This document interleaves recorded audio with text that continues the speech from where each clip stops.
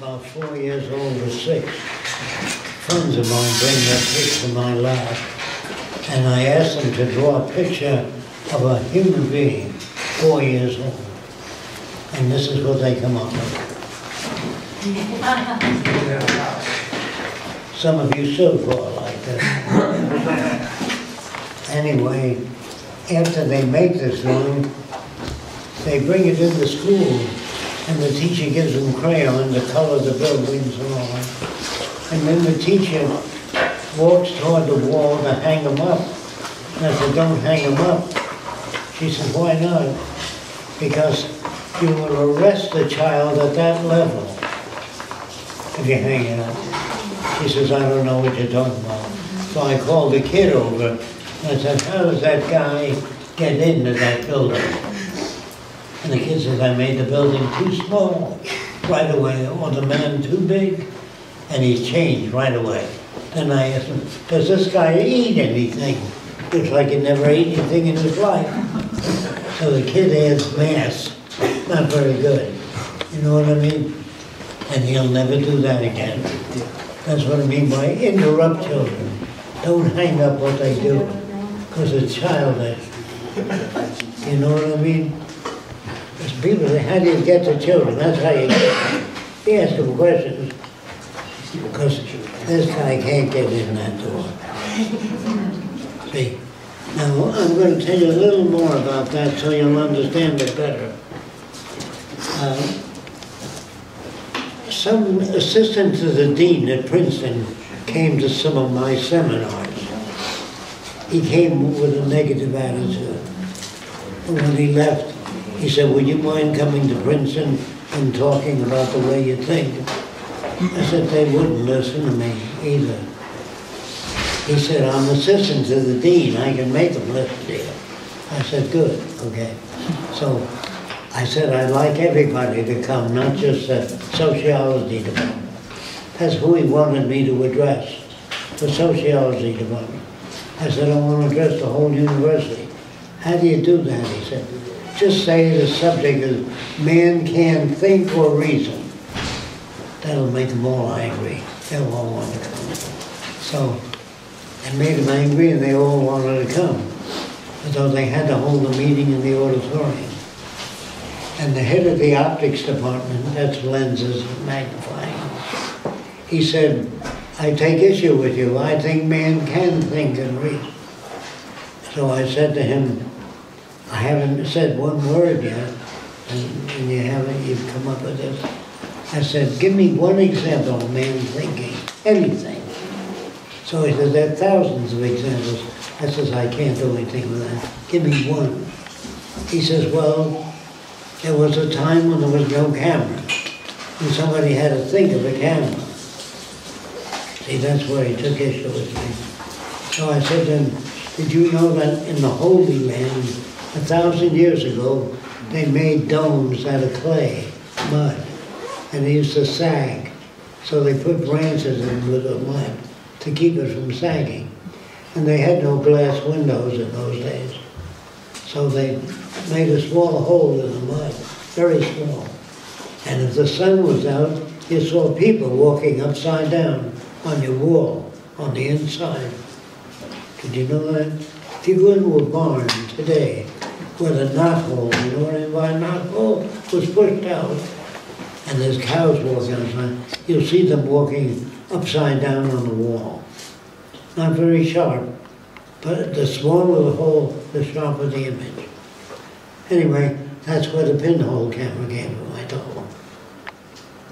So I said, you mean man never invented it? Well, that suggested it. Now the people 1,000 years ago used to charge 2 pieces of silver to see the upside down world. So you went into their home, you gave them 2 pieces of silver, and then you'd unplug that hole, and you'd see cows walking upside down. He called it the upside down world. So that's where that came from. He was no longer aggressive. So he said to me, what about the motion picture camera? He said, somebody had to think of it. I said, the Chinese 1,500 years ago made a girl out of paper She looked something like that. Can you all see it? It's called a dancing girl. That's what they called it. And they cut this out of paper, and they glued a lot of pieces of paper together and painted it black. And when they put a candle in front of it, the candle flickered, and the girl moved. The shadow moved. Do you understand that? Nobody ever sat down and invented a movie camera right away. It's a series of developments. Do you understand what I'm talking about? Little by little, over many years, until if you put 3 candles there, you had 3 dancing shadows. I hope you understand that. So you don't need to say, who invented the movie camera? Nobody invented it. Nobody can sit down and say, God made a movie camera. The brain can't do that unless it sees something. Okay. If you understand that, I met a guy named Osceola, who was, the real Osceola was the Indian chief in Florida. I said, do you know where the bow and arrow came from? He said, no, but his great-grandfather told him that the Indians, American Indians, used to skin a bear and put it out in the sun, and it would shrink to half the size, and that bothered them. So they built a frame around the bear and tied pieces of leather to keep it from shrinking. Trying to understand what I mean? They didn't want it to shrink that much. How did they cut the leather? With natural glass, called obsidian. They cut strips of glass, of the leather.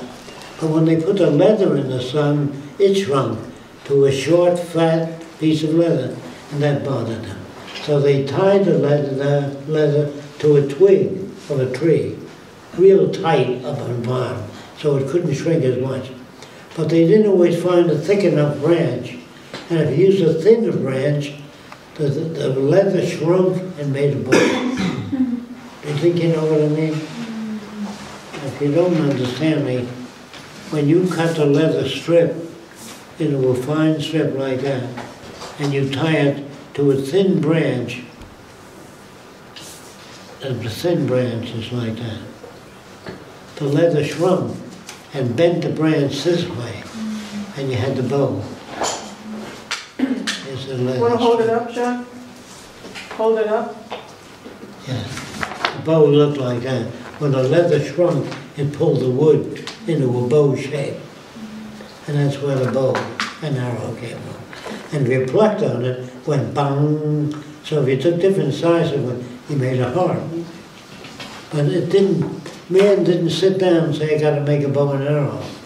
It doesn't work like that. All inventors work the way I'm talking about. They see something, and that something stimulates it. Now, we don't always know what it was, but here it is again. This is a man sitting in the cave. Can you see it? It's not a very good drawing. When normal little boys climb a hill, if they step on a severe incline, they slip. But you look for a slight flat, and you get up by stepping on the slight flat. Do you know what I mean by that? After you live there 10 years, the hill gets to look different. It gets to look like this.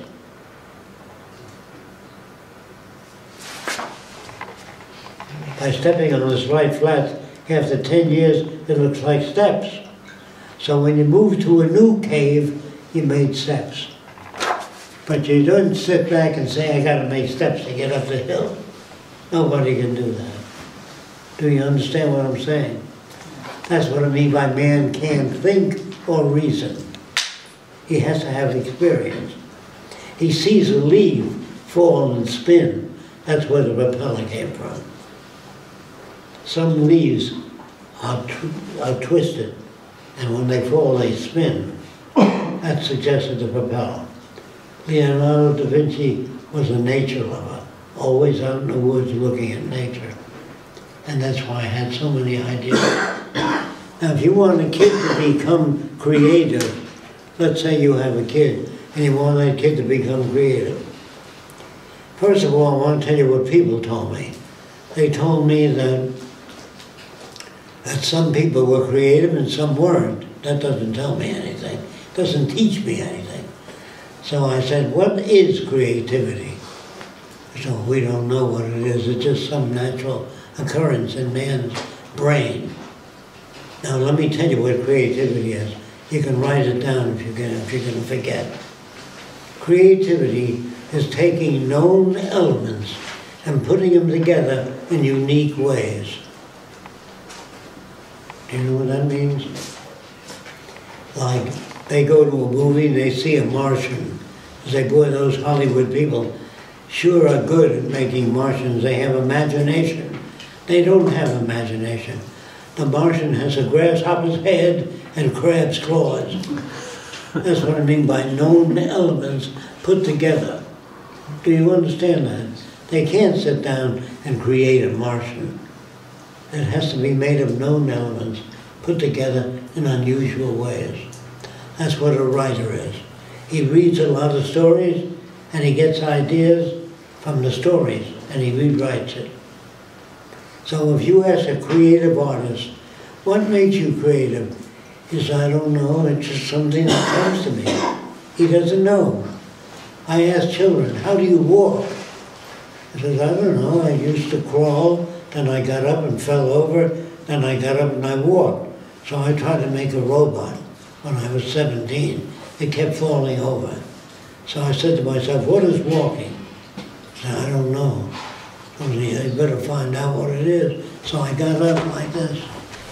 And I said, in order to walk, I have to take the weight off this leg and head it in that direction.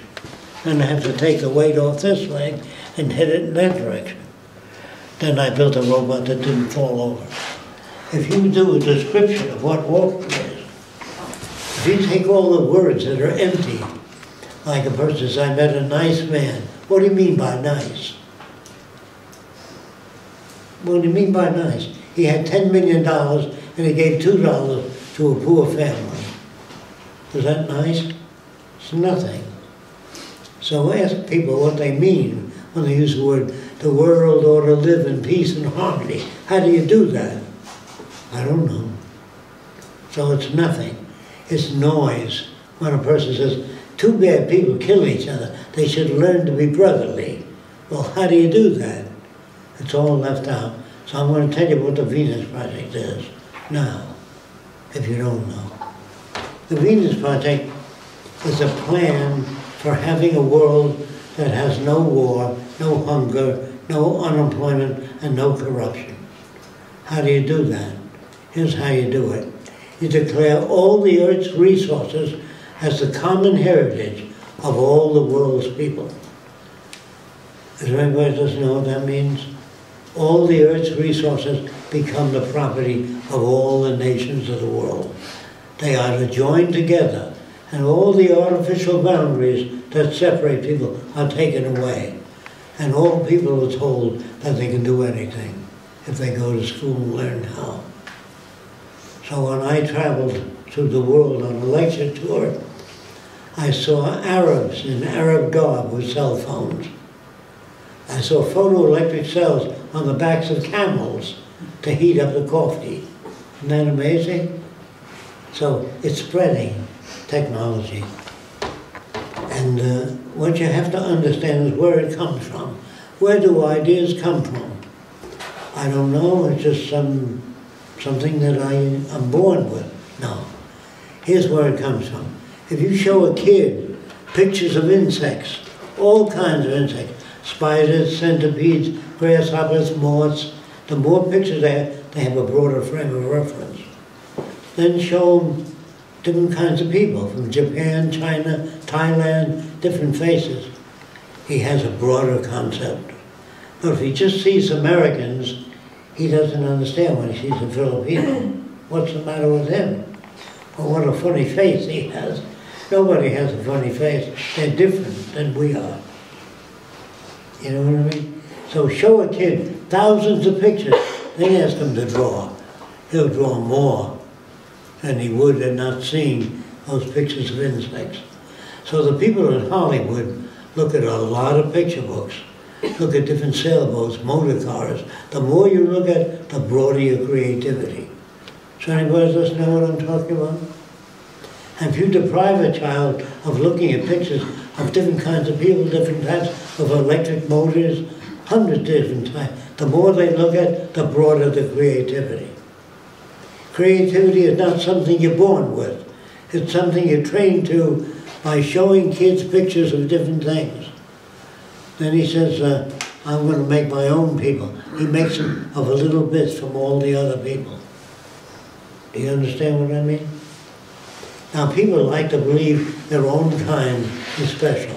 I'm a Swede, and I'm proud of it. I'm Norwegian, I'm proud of it. That separates people. That's not good. You just say, I'm a human being, and I'm proud of it. See? When you make a patriot of somebody, they say, pledge allegiance to the United States. My grandfather loused me up. During the Depression, he said people came from all over the world to America, and they brought the printing press.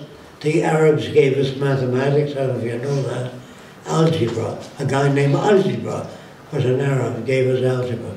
So if you teach children that all nations have contributed to the well-being of the United States, instead of this is strictly American, then you're using it as propaganda. Do you know what I mean? And you can't dislike anybody from any country. You understand that their country is limited because they don't have the exposure we have. Americans are exposed to all kinds of ideas from all over the world. So my grandfather says to me, never pledge allegiance to any one country. And he said, pledge allegiance to the earth. Never dump any toxic material into the oceans or rivers. It'll kill fish. And in time, it'll kill people. So he said, just pledge allegiance to the earth and everybody on it. I said, how do I do that? I said, just refuse to pledge allegiance. So the teacher got up and said, we're all going to pledge allegiance to the United States. I says, I can't do that due to my upbringing. She says, oh yeah? She grabbed me by the ear right to the principal's office. And she said to the principal, he doesn't want to pledge allegiance to the flag. So the principal said to the teacher, you're excused. The minute she walked out, he put his arm around me. He says, why don't you want to pledge allegiance? Everybody does. And so everybody once believed the earth was flat. That doesn't make it flat, but everybody believes. So he said to me, what do you think of our teaching methods? I said, sir, can I be frank with you? He says, of course, it's the only way to be. I said, they're terrible. The teacher uses a language that I don't understand. When I spell cat with a K, she said, that's wrong. Now what the hell does that wrong tell you? Nothing. She said, we could have used a C instead of a K. That's the way we do it. But she said, that's wrong, which doesn't tell you anything. Then she said, that's not what I told you. That doesn't tell me anything either. You understand what I mean? Just saying this is the greatest country in the world doesn't tell me anything. I said, you have to give me more information. Well, it's isolated from the rest of the countries. There can't be an invasion right away. They have to cross the ocean to get here. You know what I mean? Now, where did we get this land? We stole it from the Indians. The Indians didn't say, come on over, build whatever you want to build, do whatever you want to do. No, we slaughtered thousands of Indians. And after that, we put up a reward of $10 for every Indian you killed. There were government agencies. And a guy walked over to a government agency and he said, I just killed 10 Indians. So the government says, how do we know that? I said, what do you mean? Got to bring back a piece of the Indian. Scalp. So they started to scalp Indians and brought 10 scalps back. That's how they knew how many Indians you killed. But the Indians fought back. They fought real hard. So we slaughtered millions of buffalo to try to starve the Indians. After we succeeded in that, we drove them into the desert region and gave them the worst land in the country. Very little good land. And we took it away from them. And when they say the sun never sets on England, what do you think, where do you think the British got all that land from? They stole it by wars, invasions. All nations Germany, England, France, all stole the land. So I'm saying they're all corrupt. Do you understand what I'm saying? I'm not mad at any one country, they're all lousy. People ask me, where's a good place to go? I said, I don't have to make it. So, what does the Venus Project really want? What the Venus Project wants is to tell all people that they are capable of great creativity.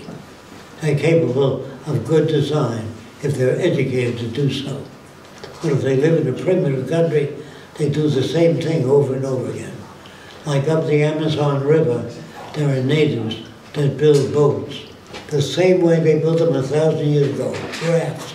They copy their friends, but they never change.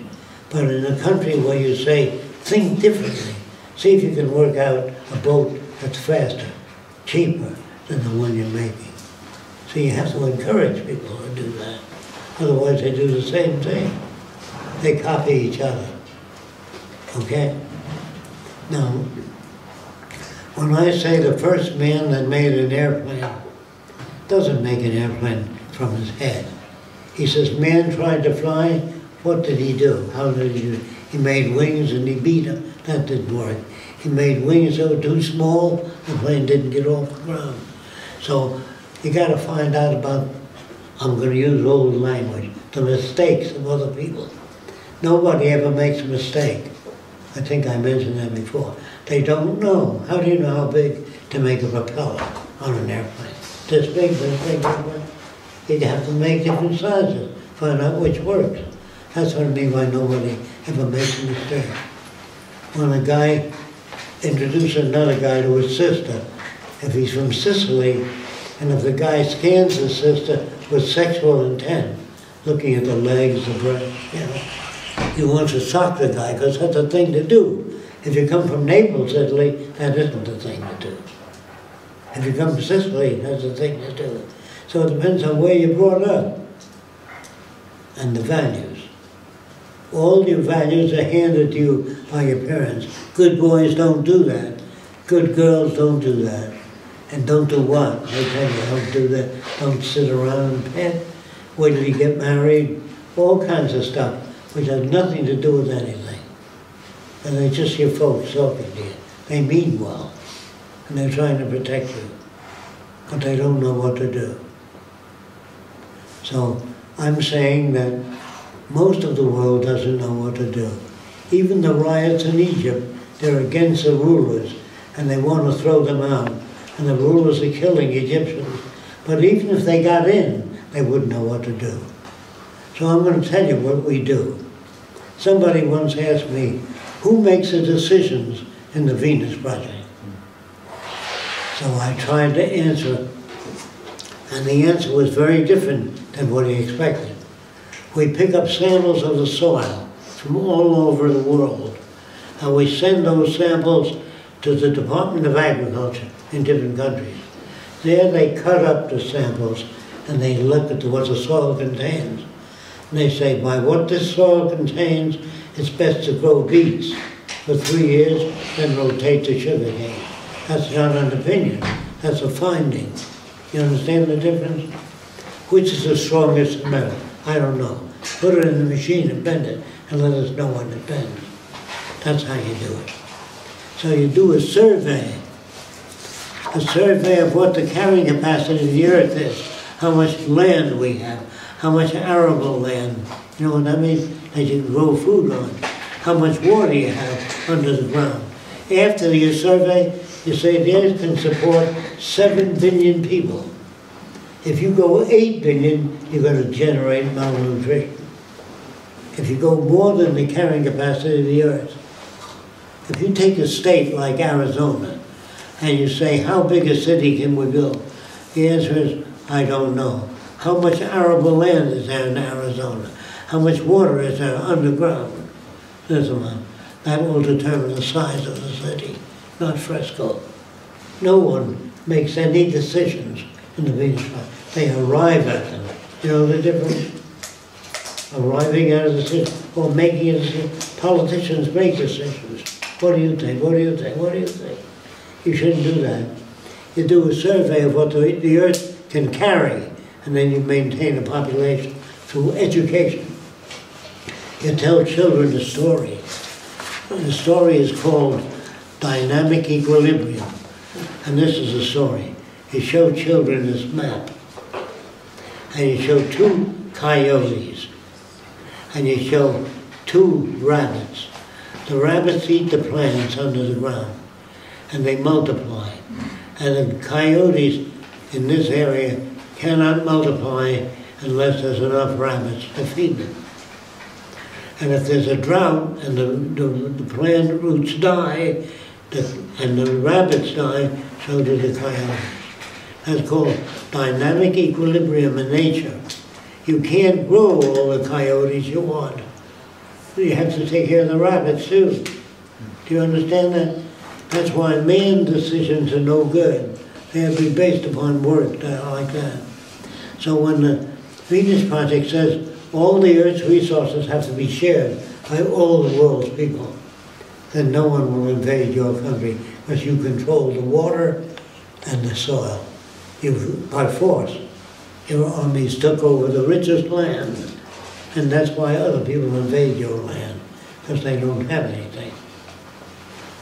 So war does not occur because people are bad, they are good. You understand?